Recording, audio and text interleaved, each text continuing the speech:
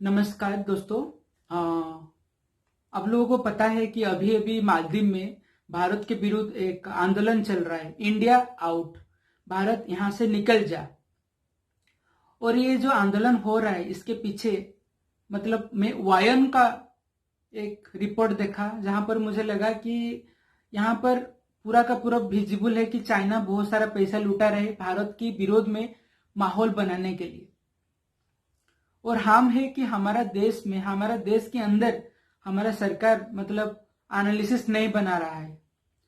हमारे देश में मतलब यूजीसी बहुत सारी यूनिवर्सिटी को कंट्रोल कर रहा है, बहुत सारी मतलब स्टूडेंट रिसर्च कर रहे हैं, लेकिन कभी भी यूजीसी को नहीं लग रहा है कि हमारा देश में यूजीसी मतलब डायरेक्टली और इनडायरेक्टली भारत को लाखों करोड़ों का फायदा पहुंचा सकता है और भारत को मतलब एक और भी ज्यादा स्ट्रांग बना सकता है फॉरेन में। जैसे कि अभी अभी मालदीव में नहीं, भारत की इमेज खराब करने के लिए बहुत सारा देश में चाइना पैसा लुटा रहा है, ये पूरा का पूरा सभी को मालूम है। और वही चाइना भारत के विरुद्ध में ब्रह्मपुत्र नदी, जो भारत में पानी आता है, जो नदी, उसको पानी को भी रोक रहा है डैम बनाकर, बहुत बड़ा डैम जिसके ऊपर 13 करोड़ लोग डिपेंडेंट है।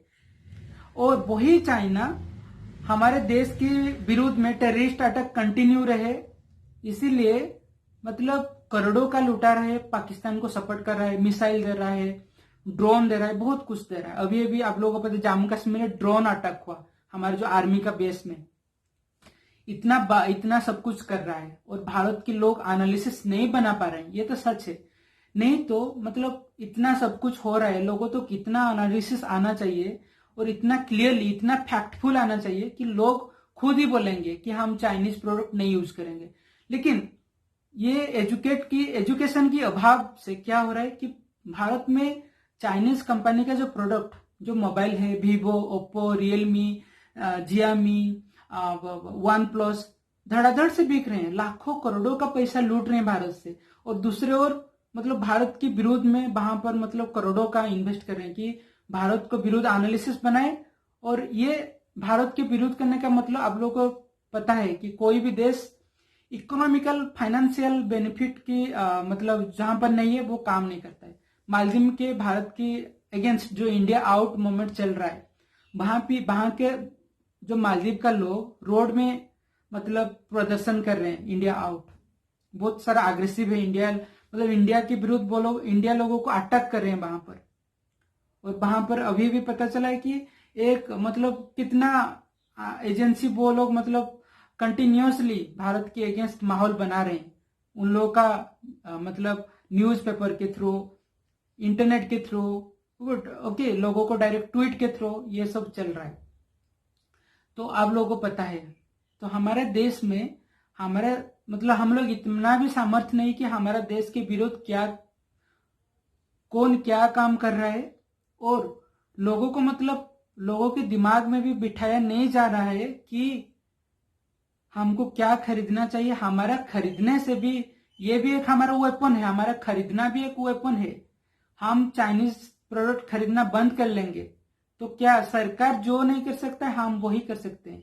और वही करने के लिए यूजीसी का बहुत बड़ा रोल हो सकता है। यूजीसी तो बहुत सारा पैसा मतलब ऐसे ही लुटा रहा है बिल्डिंग बनाने के लिए, लेकिन जो प्रोडक्टिव काम, जो पढ़ाई देश के लिए काम नहीं आ सकता, वो पढ़ाई का काम क्या मतलब जरूरत है क्या है। जो रिसर्च, बहुत सारे स्टूडेंट रिसर्च कर रहे हैं लेकिन देश के लिए जो रिसर्च नहीं काम में आए वो क्या फायदा।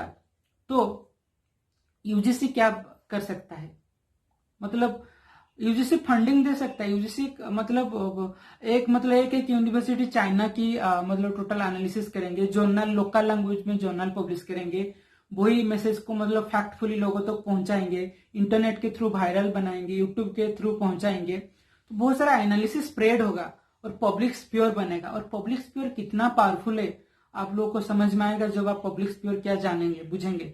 ये लाखों करोड़ों का बिजनेस चाइना का बंद कर लेगा। ठीक है, जब गलवान घाटी का घटना हुआ तो उसके बाद आप लोगों को पता है चाइना का बिजनेस बहुत ही कम हो गया। उसके बाद एक महीना बाद भारत के लोग भूल जाते हैं। चाइना तो मतलब हर दिन की भारत के विरुद्ध काम कर रहा है, लेकिन हमारा देश में हम लोग एनालिसिस नहीं दे पा रहे। मतलब जो सेंट्रल गवर्नमेंट के पास पावर है, स्टेट गवर्नमेंट के पास पावर है, मतलब यूजीसी के पास पावर है, ये लोग चाहे तो यूनिवर्सिटी मतलब विभिन्न यूनिवर्सिटी को विभिन्न प्रकार की टास्क देकर विभिन्न प्रकार के एनालिसिस हम बना सकते हैं। हमारा देश के अंदर एनालिसिस एक बार आ जाएगा तो वहां से ही कोई यूनिवर्सिटी एक इतना अच्छा काम करेगा कि वो कि इंटरनेशनल एनालिसिस देने लगेगा कि अमेरिका क्या कर रहा है, पाकिस्तान क्या कर रहा है, चाइना क्या कर रहा है। वो लोग इतना मतलब फैक्ट के ऊपर काम करके वो लोग इंटरनेशनल लेवल का काम कर सकते हैं और बहुत सारा मतलब इंटरनेशनल ऑर्गेनाइजेशन ऐसे ही जन्म लेगा भारत से।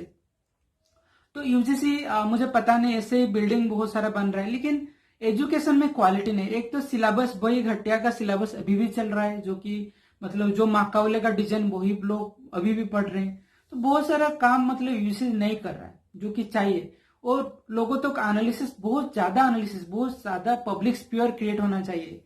और ऐसे नहीं कि दुनिया में पब्लिक स्पीयर क्रिएट नहीं हो रहा है, बहुत सारा पब्लिक स्पीयर रेगुलर बेस पर क्रिएट हो रहा है। तो जो पब्लिक स्पीयर क्रिएट करने में देश को फायदा होगा और जो देश के विरोधी हैं मतलब उनका तक मैसेज पहुंच जाएगा कि भारत के विरुद्ध काम करेंगे तो भारत के लोग को पता चल जाएगा और भारत के लोग आज पनिशमेंट वो हमारा प्रोडक्ट खरीदना बंद कर लेंगे। ये सब होना चाहिए। और ये सब क्यों central government, UGC, state government ये लोग क्यों नहीं सोच रहे मुझे पता नहीं।